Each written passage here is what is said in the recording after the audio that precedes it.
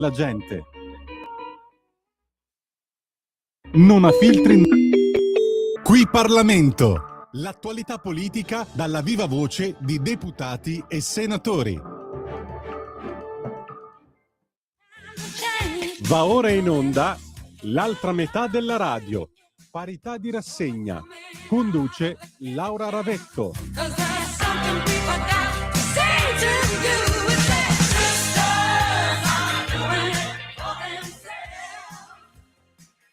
Buongiorno, a voi la linea. Auguri a te. Tanti auguri a te.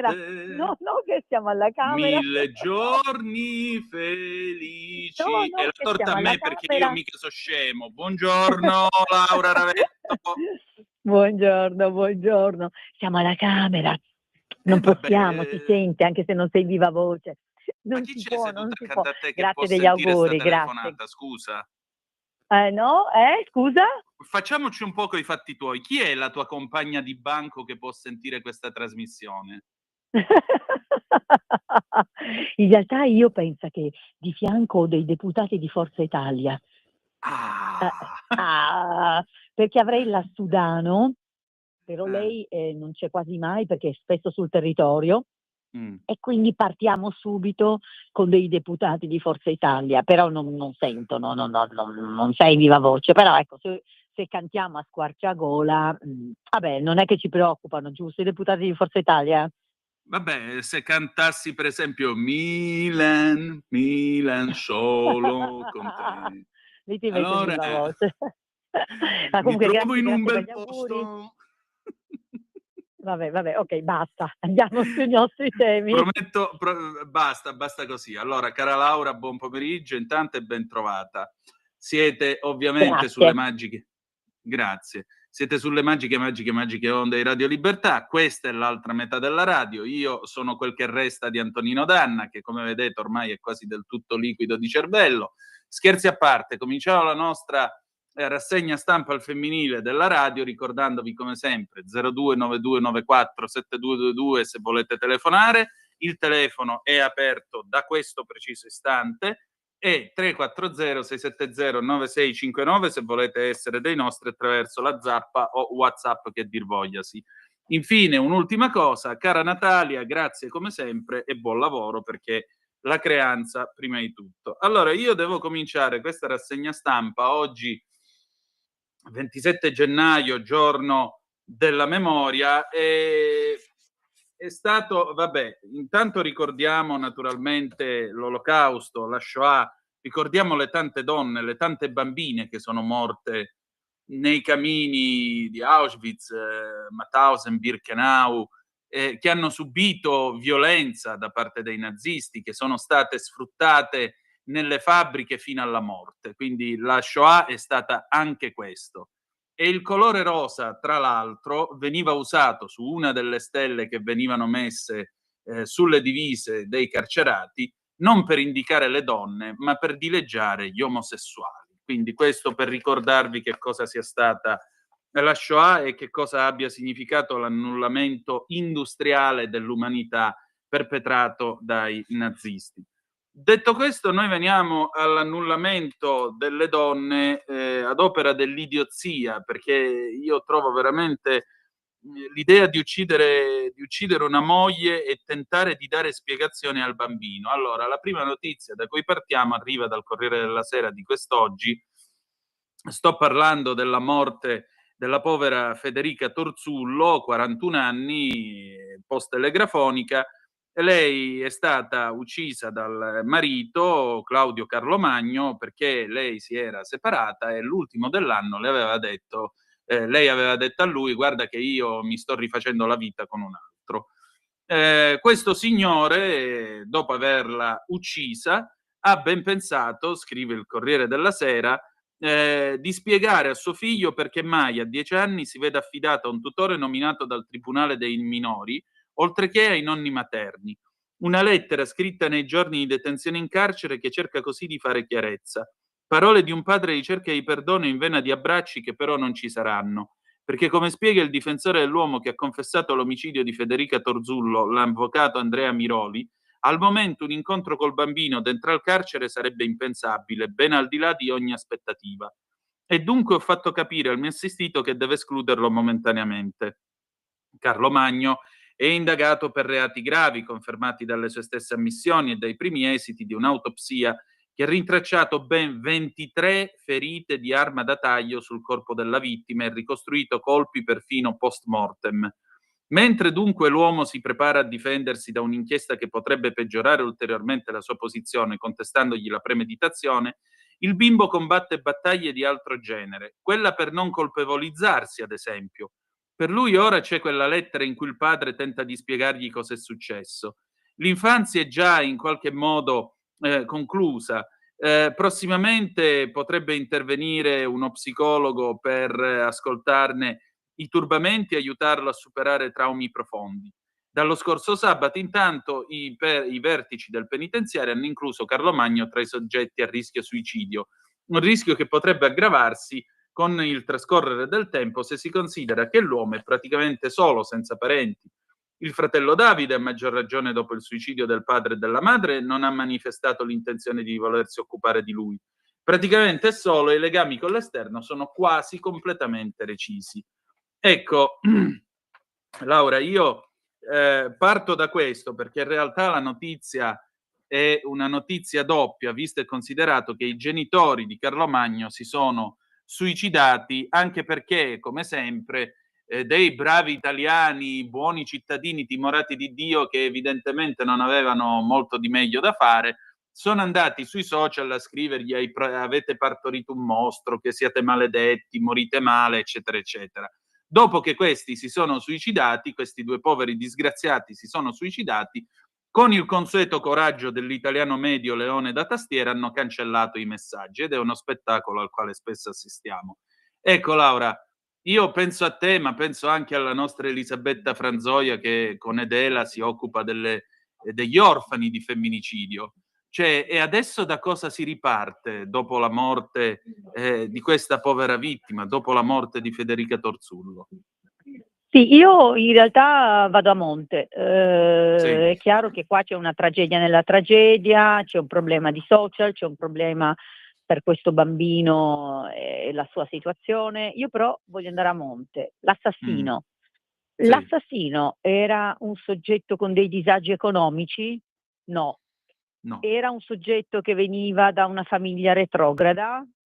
No, non pare, no? La madre era addirittura impegnata in politica. Appunto. Ok, allora qua abbiamo un problema specifico. Cioè, qua o affrontiamo il problema specifico, cioè qua noi abbiamo degli uomini, alcuni, lo precisiamo sempre, che non sono in grado di gestire l'allontanamento delle compagne, non sono in grado di accettare il fatto che le compagne non siano degli oggetti che tu puoi trattenere e che quindi quando queste donne si allontanano le devono sopprimere perché non accettano l'onta di essere abbandonati. Cioè qua c'è un tema specifico, educativo. Sì. Cioè, qua siamo all'ennesimo femminicidio e questa volta in maniera lampante in un ambito in cui nessuno può tirare fuori non c'era cultura, non c'era un disagio economico, no. Qua c'era tutto. Qua c'era tutto, quindi qua torniamo al discorso che facciamo sempre io e te, però che non può essere più rinviato. Cioè, io adesso mi sono anche un po' rotta del fatto che poiché siamo qua a discutere della educazione sesso-affettiva, non si possa invece iniziare a prendere la mia cavolo di legge e metterla dentro l'ordinamento, che il governo lo faccia, la prenda, nell'educazione civica si insegna il rispetto delle donne. Basta, cioè questa situazione è inaccettabile. Ora siamo ancora qua con l'educazione sesso-affettiva. Valditara prenda la mia legge e la faccia diventare attiva e l'attivi. E nelle scuole si inizi a tutti a insegnare educazione al rispetto delle donne. Qua c'è un tema educativo enorme su questo paese, se non lo affrontiamo è un problema. Poi ti devo anche dire che non l'abbiamo messo in scaletta, però mi sembra giusto segnalarlo, tra un'ora qua alle 16 alla Camera io presenterò la proposta di legge a mia prima firma che presenterò con le colleghe Sardone, Ceccardi e Cisint, in cui chiediamo l'aumento delle pene minime per la violenza sessuale. La mia legge dice sostanzialmente, la nostra legge, la legge della Lega, dice sostanzialmente, guardate che all'articolo 609 bis, dove la pena minima per violenza sessuale è 6 anni e la massima è 12 anni, noi vogliamo alzare la minima da 6 a 8 anni. Questa proposta, che avevo scritto da mesi e depositato da mesi, cade un po' a fagiolo, diciamo così, oggi, Antonino, perché si inserisce nel dibattito che abbiamo visto tutti al Senato sul disegno di legge stupri. Cioè Sì, deve essere appunto. molto chiaro, e mi rivolgo a chi ci ascolta, che la Lega non è mai per l'abbassamento delle pene, figuriamoci per reati così efferati come la violenza sessuale. Quindi noi semmai le pene le aumentiamo, non le abbassiamo. Quindi questa discussione che c'è al Senato sul consenso sì e il consenso no, ma che ha portato, per volontà non si è ancora capito di chi, la Bongiorno dice il PD, a una diversificazione delle fattispecie, per cui si distingue tra violenza sessuale, diciamo, qualificata, violenza sessuale semplice, e si abbassa la pena per la violenza sessuale semplice, portandola da 4 a 10 anni, a me non va bene, a noi non sta bene. E oggi lo ribadiamo nella presentazione di questa proposta di legge. Ecco, questo lo voglio dire perché in questi giorni avrete visto molte diciamo, uscite sui giornali. Beh, anche io nel mio piccolo ho fatto delle interviste per spiegare quello che invece veniva, secondo me, strumentalmente esposto contro la Lega. Cioè sui giornali c'era scritto: Bongiorno presenta un testo in cui si abbassano le pene per la violenza sessuale, e con la Lega non è d'accordo per l'abbassamento delle pene della violenza sessuale. Pienamente d'accordo. Senti, ma questa polemica sul concetto di consenso, di dissenso, ma tu che cosa ne pensi? Ma io anzi vi ringrazio perché so che avete ripreso anche qualche mio video televisivo. Io penso che il testo formulato dalla Bongiorno, ripeto, nella prima parte relativa al dissenso, nella seconda no, perché la differenziazione delle fattispecie con l'abbassamento della pena non mi trova d'accordo, ma nella prima parte sia un testo di assoluto equilibrio e anche rivoluzionario, perché di fatto la Bongiorno stabilisce che è violenza ogni atto compiuto contro la volontà della donna, che voi direte è il minimo. Certo è il minimo, ma nel nostro ordinamento non c'era questo principio. La giurisprudenza l'aveva statuito, ma nel nostro ordinamento c'era violenza quando c'erano delle attività poste in essere. Oggi invece si dice in un testo normativo tutto ciò che basta che la donna dica no, e giustamente, ovviamente, tutto questo è violenza. Il testo però, come era venuto alla Camera, era un testo che di fatto era, e quindi diciamo il testo della Bongiorno è tutelante assolutamente per le donne, però non fa una cosa che il testo iniziale faceva, cioè dare all'imputato di fatto l'impossibilità di difendersi. Cioè nel testo proposto alla Camera l'imputato doveva provare il consenso della vittima. Ora, provare il consenso di una persona, che tra l'altro è un elemento anche estraneo al reato, perché il reato si configura quando c'è il dissenso, non quando c'è il consenso, e provarlo, lasciami dire, in maniera attuale, cioè durante tutto l'atto sessuale, e tu capisci che è quasi una prova diabolica, cioè è impossibile da provare, a meno che tu non riesca a estrarre questo consenso in maniera documentale, per iscritto, registrandolo. Quindi, di fatto, dava una presunzione di colpevolezza e non dava la possibilità all'imputato di difendersi. Oggi invece si tutelano le donne comunque, però non si grava sull'imputato un onere della prova praticamente impossibile da dimostrare, cioè la sussistenza del consenso. Oggi comunque l'imputato ha un grave onere di prova, perché alla donna basta dire io non ero d'accordo, e spetta all'imputato dimostrare che lo fosse, e non è facile. Però è cosa diversa dimostrare che non c'era il dissenso rispetto a dimostrare un consenso di fatto impossibile da provare. Certo. Laura, senti, ci sono 2 telefonate in attesa, Vai, se vuoi le prendiamo. fantastico. Vai, fantastico. Lisetta, buon pomeriggio. Sì, buonasera o buon pomeriggio, chi lo preferisce meglio. Allora, L'importante è prima che sia cosa buono. voglio dire questo. 15 giorni fa ho detto dei social vietati in Australia ai minori di 15 anni. Sì. Vi ricordate? Sì, penso. Sì, sì. E ieri anche la Francia ha vietato i social minori di 15 anni. La Camera francese mi sembra ha approvato con il DDL tutto questo, e la Francia, loro signori, non mi sembra l'ultimo della classe. Seconda cosa, ho chiamato soprattutto per il metal detector nelle scuole. Allora, sul metal detector, quello che penso io, all'entrata delle scuole, solo alcune piccole considerazioni. Allora, è ben triste che si arrivi solo a discutere di queste cose. Penso che gli eventuali controlli o saranno estesi a tutte le scuole, secondo me, oppure si determineranno delle discriminazioni. Pensiamo tra l'altro ai costi e ai problemi, mi sembra, di organizzazione che la cosa comporterebbe e ai ricorsi che pioverebbero qualora qualche brutto fatto si verificasse in una scuola che non l'ha adottato. C'è però un altro metal detector, e questo non vi offendete, nessuno dei due spero, che dovrebbe essere, questo sì, impiegato, è quello da applicare sulle lingue di parlamentari, in questo caso lo mettiamo alla sinistra, di classi dirigenti, di giornalisti e di gente comune, eccetera. Un meccanismo, secondo me, autoapplicante e da costo zero per lo Stato. Si dice, ne ferisce più la lingua che la spada.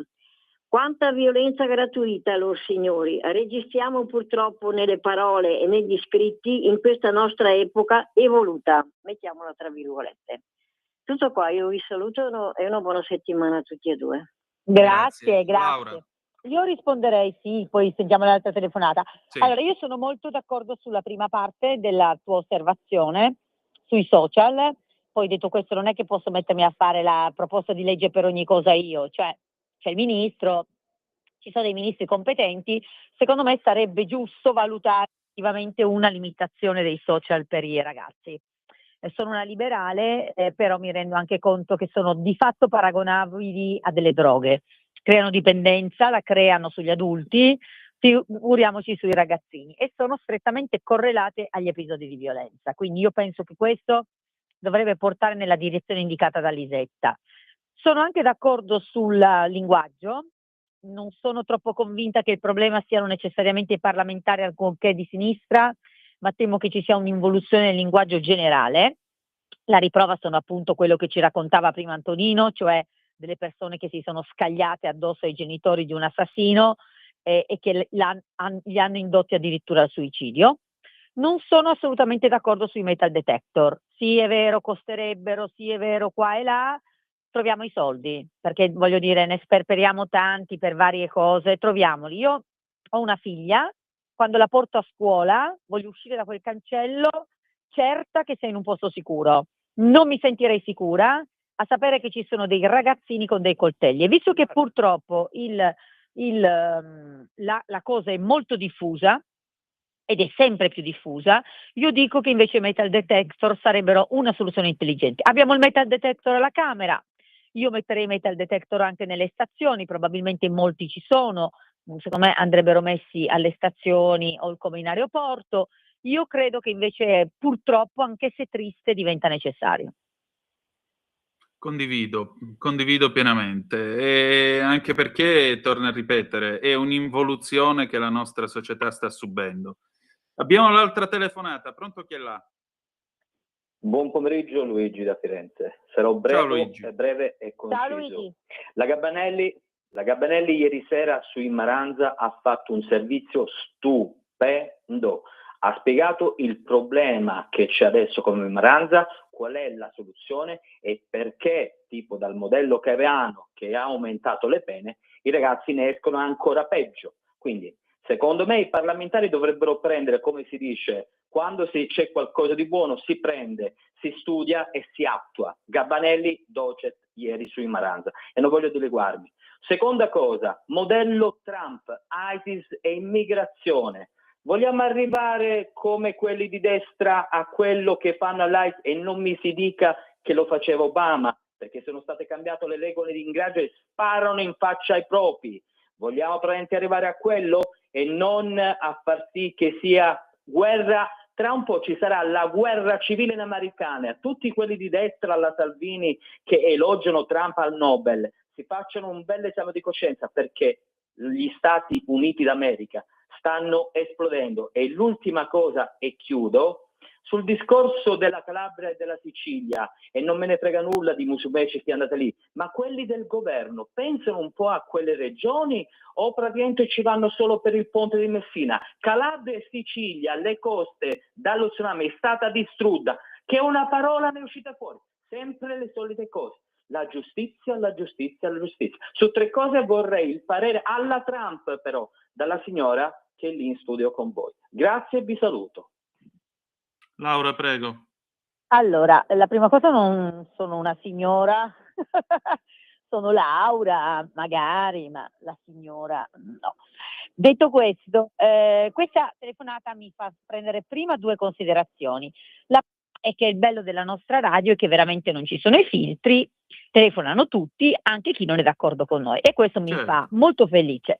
La seconda mi fa sorridere, se non piangere, e cioè che questa telefonata è la dimostrazione di quello che ormai succede da anni, ahimè, da quando siamo al governo, e cioè che quando la Meloni fa qualcosa che piace, tutti a dire brava Meloni; quando la Meloni fa qualcosa che non piace, tutti a dire Salvini che cosa hai fatto? Cioè è la Meloni che ha detto diamo il premio Nobel a Trump, non Salvini. Quindi semmai prenditela con la Meloni. Va bene, fatta questa chiosa. No, io non ho visto il servizio della Gabanelli, devo anche dirvi che me lo posso immaginare. Cioè la Gabanelli, immagino, avrà detto, come dice poi tutta l'intelligenza di sinistra, che il problema risiede nel modello educativo integrativo e che questi poveri Maranza accoltellano i coetanei, li accerchiano in 15 e violentano le ragazze a Capodanno perché non si sentono abbastanza integrati. Sapete che vi dico? Sì. Tutti in carcere, e vi dico perché. La maggior parte al Beccaria, carcere minorile italiano, il 90% dei ragazzi che sono lì, che si sono macchiati di reato, sono immigrati, ok? Quindi basta con le favolette. La verità è un'altra, che questi ragazzi di seconda generazione, perché sono i figli di quelli a cui la sinistra ha spalancato le porte, non si sentiranno mai integrati. E sapete perché? Perché qualcuno gli ha detto che qua era il Bengodi, che qua era il paese magnifico. Poi questi vedono che non possono comprarsi la felpa firmata, non possono comprarsi la scarpa firmata, i genitori fanno dei lavori che loro ritengono aberranti, perché magari sono nei bar, nei ristoranti, e quindi mitizzano il paese di provenienza, dicono Dio quanto era bella l'Africa, non gliene frega assolutamente niente dell'Italia, e per esternare la loro frustrazione mettono in atto questi gruppi, queste gang criminali. Ecco, io non ho tempo di stare a raccontare le favolette del dialogo, l'integrazione. Qua non è possibile l'integrazione, sono favole, sono balle. Basti vedere la Francia. Dovremmo prendere esempio almeno dai cugini francesi.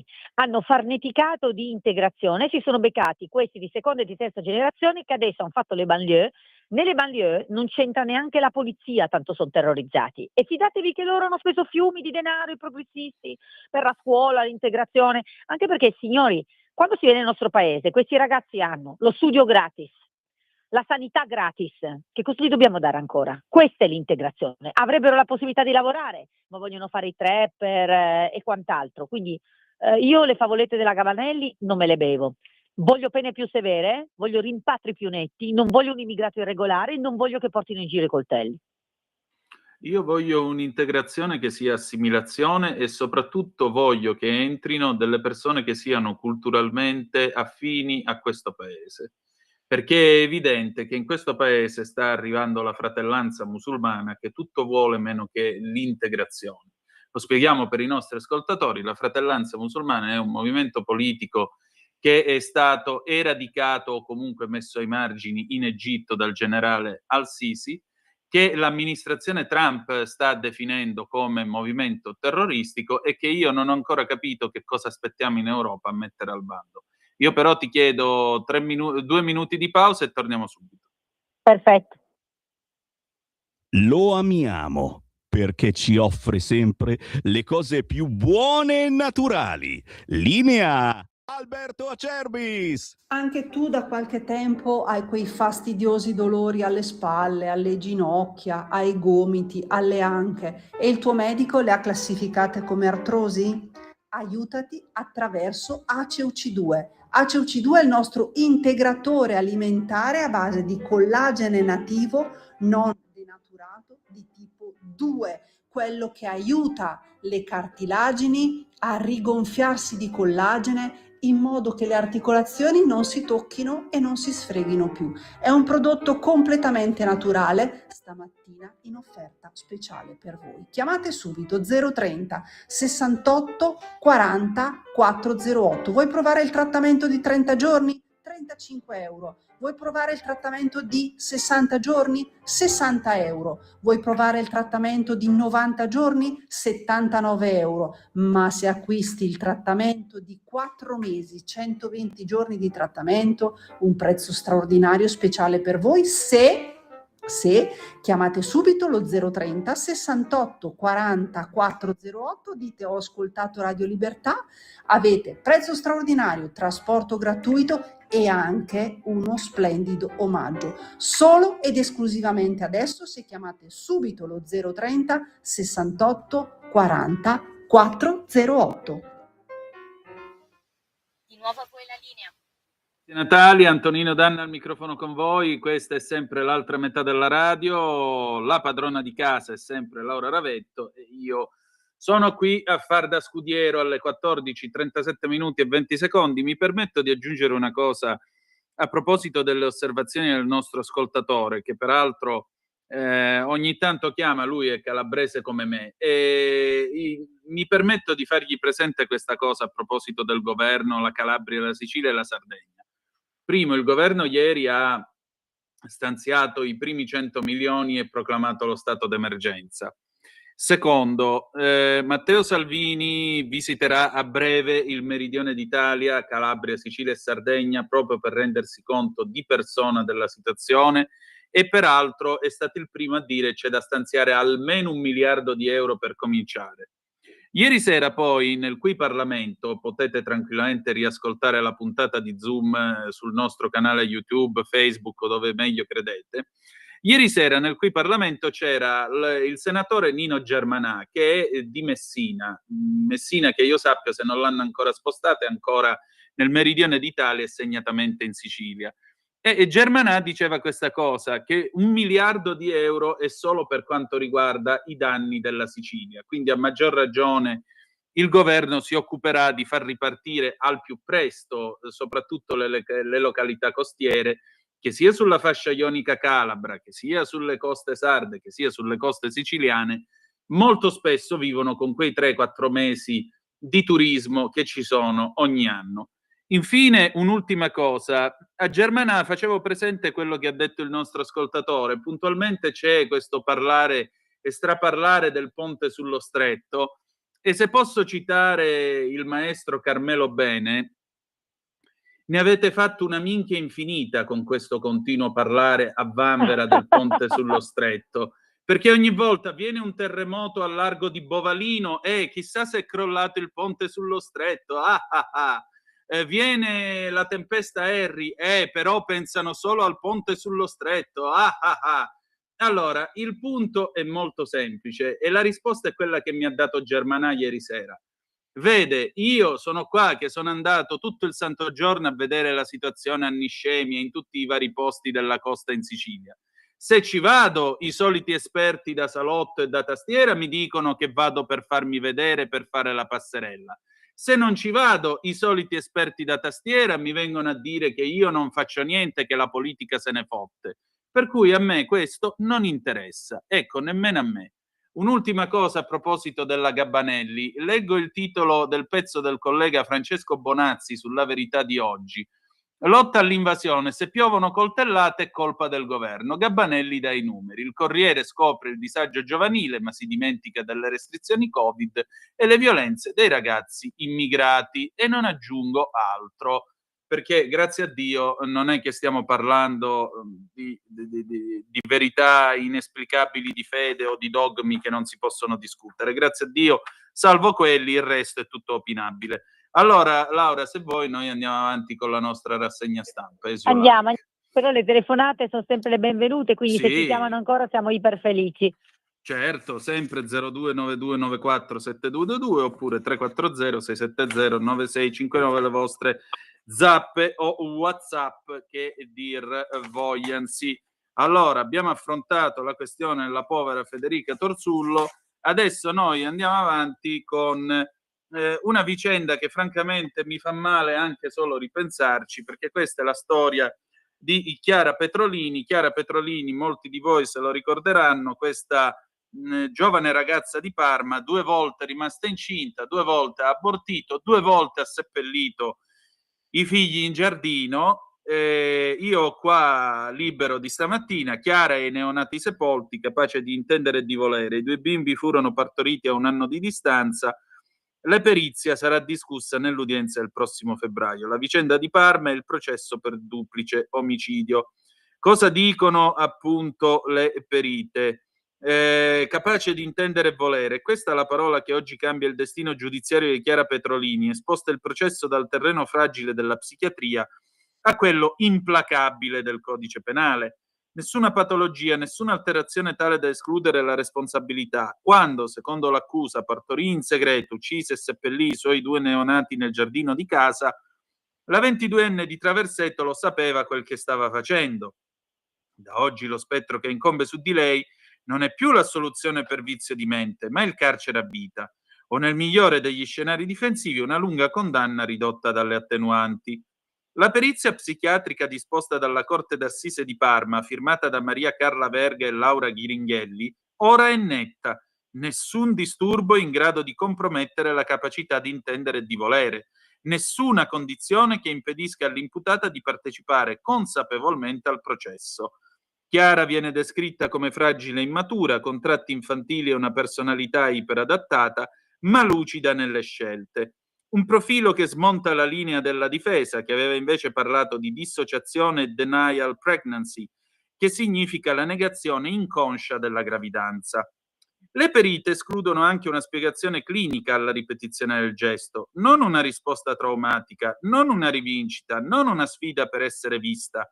Nessun automatismo psicopatologico, solo una condotta consapevole maturata nel silenzio di una villetta di provincia, dove per mesi nessuno, né i genitori né il fidanzato, si accorse delle 2 gravidanze. Ora, insomma, io non è che penso di essere tutta sta cima, ma se una ragazza è incinta di solito si vede, così, a intuito.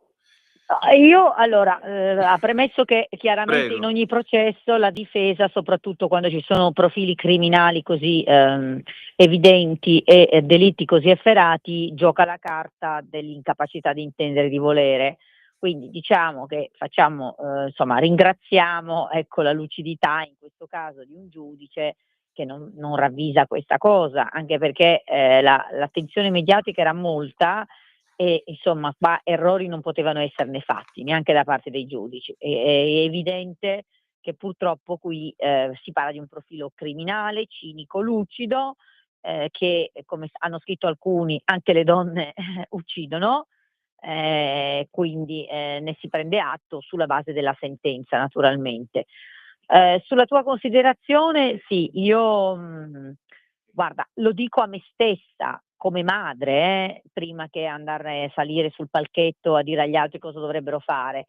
Però diciamo che un livello di incomunicabilità tale, genitore-figlia o genitore-figlio, che porti a non accorgersi di eventi talmente evidenti, mi spaventa. Cioè, io posso immaginare che su una ragazzina magari le diciamo, modifiche fisiche non siano evidenti come su una donna.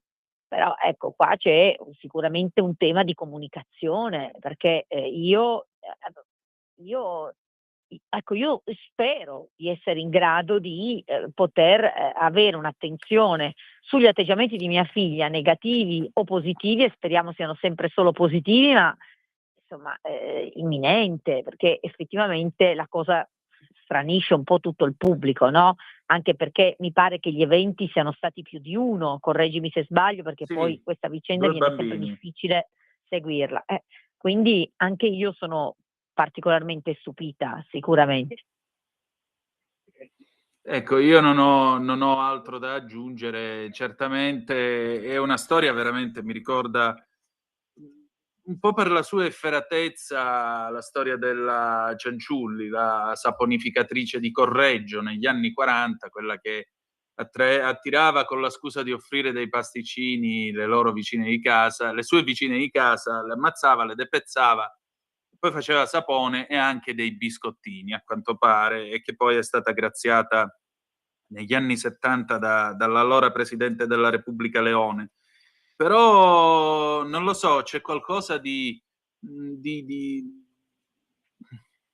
non saprei nemmeno dirlo, di disagevole, di maligno nell'idea di una madre che tiene nel segreto queste cose. Poi è emerso che nel computer lei faceva delle ricerche su come abortire, eccetera, eccetera. Io non riesco ad accettare una cosa del genere, ecco, non so, non appartiene al mio linguaggio, non appartiene al mio modo di pensare, perdonate. Va bene, allora adesso passiamo a un'altra notizia. Qua invece giustizia è fatta, la stampa di Imperi e Sanremo, la cronaca, un orco chiamato papà, la procura chiede la condanna a 28 anni di carcere per l'uomo accusato di abusi sulla figlia dai 5 ai 12 anni. E sentite che è successo in quel di Sanremo: 28 anni di carcere per aver abusato della figlia minorenne, atti sessuali iniziati quando aveva appena 5 anni e interrotti ai 12, quando la piccola aveva trovato la forza di raccontare quelle attenzioni incedenti di un orco che chiamava papà. È stato il pubblico ministero Veronica Meglio a presentare il conto della giustizia all'imputato, un uomo del Ponente di 53 anni.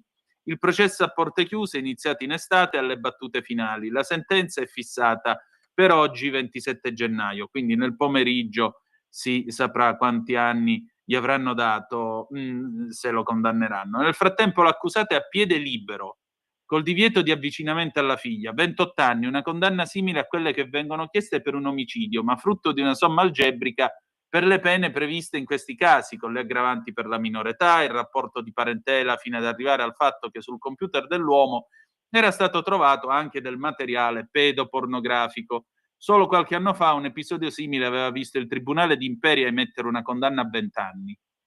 In Camera di Consiglio andrà il collegio composto dai giudici Carlo Alberto Indellicati, Francesca Chiara Eleonora Dinaro e Antonio Romano. Al termine della requisitoria, con la richiesta di condanna, c'è stata l'arringa dell'avvocato difensore Sandro Lombardi. Nelle ultime battute del processo, che si fonda essenzialmente sulle dichiarazioni fatte dalla minore nell'ambito di audizioni protette, sono state ascoltate le educatrici della comunità protetta dove si trova attualmente la vittima, che avevano raccolto le sue confidenze. Davanti al tribunale anche la madre della piccola. L'indagine era stata condotta dalla squadra mobile della questura d'Imperia, anche con l'ausilio di intercettazioni ambientali. L'attività aveva preso il via a seguito delle segnalazioni inoltrate agli organi inquirenti dalla preside e dalle insegnanti della scuola frequentata dalla vittima, insospettite dalle continue assenze in classe. Secondo l'accusa, gli abusi sessuali a opera del padre sarebbero iniziati quando la figlia aveva 5 anni e sarebbero proseguiti dal 2015 al 2022. La minore si è costituita parte civile nel processo a carico del padre, che si è sempre dichiarato estraneo ai fatti contestati, rappresentato dall'avvocato Ilenia Soggia in qualità di curatore speciale. Questa è la notizia. Io ora sto dando un'occhiata a sanremonews.it per vedere se è stata emessa la sentenza definitiva, però certo, 28 anni, parliamo di pena esemplare.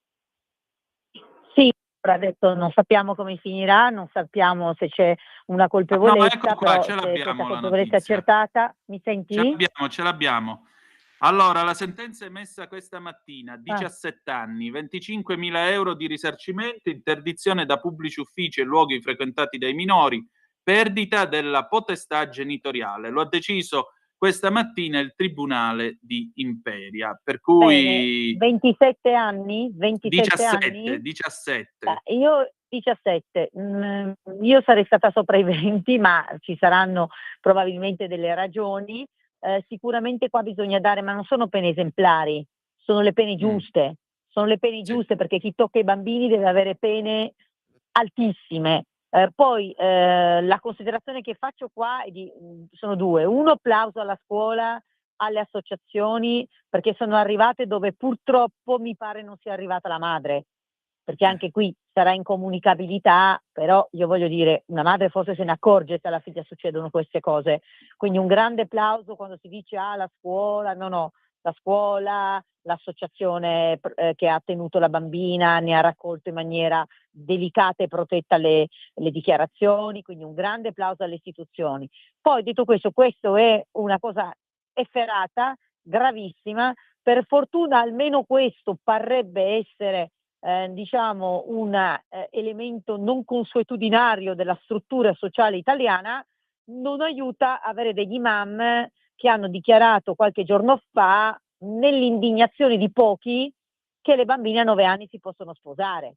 Non aiuta, siamo sempre lì. Già abbiamo i nostri problemi, evitiamo di assecondare delle sottoculture che, ammantate di tradizioni o di religioni, ci vengono a dire che le bambine di 9 anni possono essere toccate da un uomo e sposate. Mi viene a vomitare solo all'idea, quindi c'è poco da aggiungere. C'è poco da aggiungere e non c'è nessuna giustificazione culturale, non c'è nessun ma è la loro cultura. No, cose così non si fanno, punto, molto semplicemente. E vanno punite e vanno condannati, e quindi è il caso di espellere soprattutto gli imam che celebrano queste unioni che io trovo semplicemente bestiali, e chiedo scusa alle bestie. Va bene, anche perché le bestie queste cose non le farebbero. Andiamo verso la fine della nostra rassegna stampa con questa notizia che arriva direttamente sempre da Libero. Torino, rimpatriato stupratore tunisino. È stato rimpatriato nelle scorse ore con un volo partito da Malpensa e diretto a Tunisi un cittadino tunisino ritenuto socialmente pericoloso e destinatario di provvedimento d'espulsione emesso dall'autorità giudiziaria. Il quarantenne, gravato da diverse condanne per reati commessi dal 2008 al 2017, sarebbe responsabile, secondo le accuse, di violenza sessuale di gruppo, resistenza, minacce e porto d'armi, lesioni personali, guida in stato d'ebbrezza, sequestro di persona, furto, detenzione illegale di una spada, una katana di oltre 1 metro e spaccio di stupefacenti. Benedetti Dio, mancava qualcos'altro, l'abbigeato mancava. Rintracciata a Ravenna, il tunisino è stato portato al centro per i rimpatri brunelleschi di Torino con provvedimento convalidato dapprima dal giudice di pace e successivamente dalla Corte d'Appello di Torino. La Commissione territoriale per il riconoscimento della protezione internazionale ha oltre negato per manifesta infondatezza la domanda di protezione internazionale presentata dall'uomo che, avendo rinunciato ai termini per la proposizione del ricorso, è divenuto nuovamente rimpatriabile. Pertanto, acquisito il lasciapassare dal consolato della Tunisia, è stato organizzato il rimpatrio con scorta internazionale dell'ufficio immigrazione della questura di Torino e di Ravenna. Oggi intanto alla Corte Costituzionale si dibatterà l'ordinanza della Cassazione sulla questione di legittimità delle norme che consentono che un richiedente asilo sia trattenuto in un CPR nonostante il giudice non abbia convalidato il provvedimento di trattenimento. Il caso è quello di un senegalese destinatario di un provvedimento di rimpatrio trasferito a Jader in Albania e poi rilasciato dalla Corte d'Appello dopo la sua domanda di protezione internazionale. Visto quello che è successo a Torino, verrebbe da dire miracolo. Allora qualcosa funziona in questo sistema. No, funzionano molte cose. Bene, questo era lo spazio buone notizie. Funzionano perché questo governo ogni anno ha aumentato del 20% i rimpatri ed è arrivato quest'anno lo scorso anno a 7.000 rimpatri, quando la sinistra si era fermata a 4.000 rimpatri.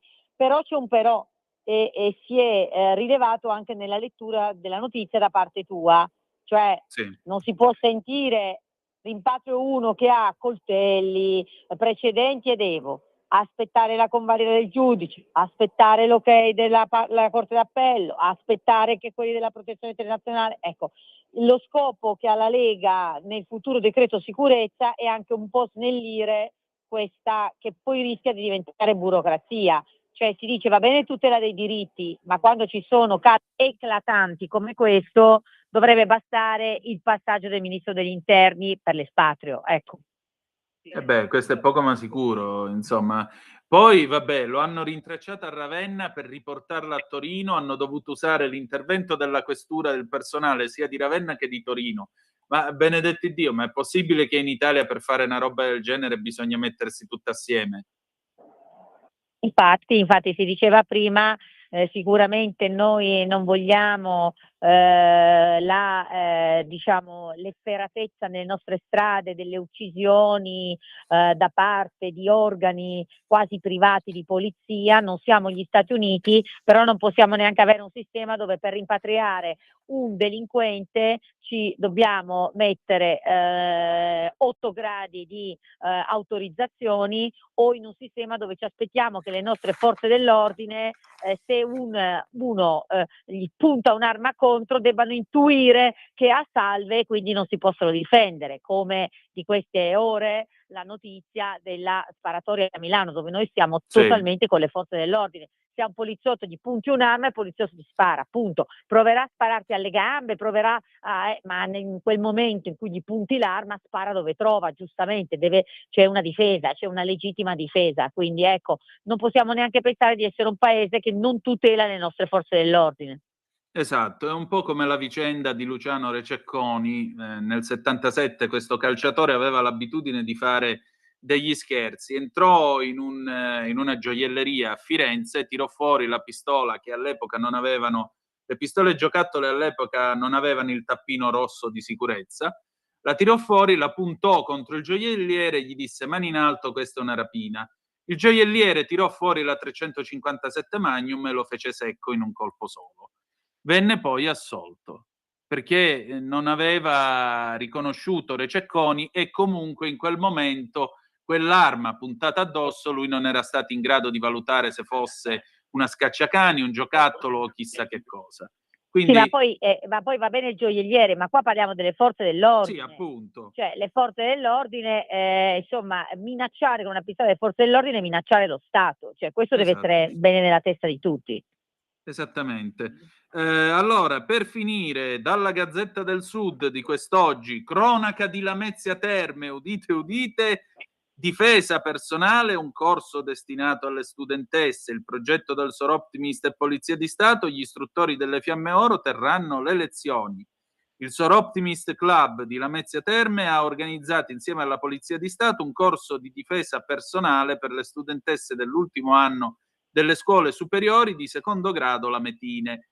Il corso, denominato Sicurezza Donna impara a difenderti, sarà tenuto dagli istruttori delle Fiamme Oro, gruppo sportivo della Polizia di Stato, sezioni giovanili di Catanzaro e Lamezia, ed è destinato a 30 studentesse che frequentano il quinto anno degli istituti superiori di secondo grado della città, con l'intento di aumentare la consapevolezza delle studentesse sui rischi e le situazioni potenzialmente pericolose, così come fornire loro tecniche di base d'autodifesa, promuovere l'autostima e la capacità di reazione in caso d'aggressione.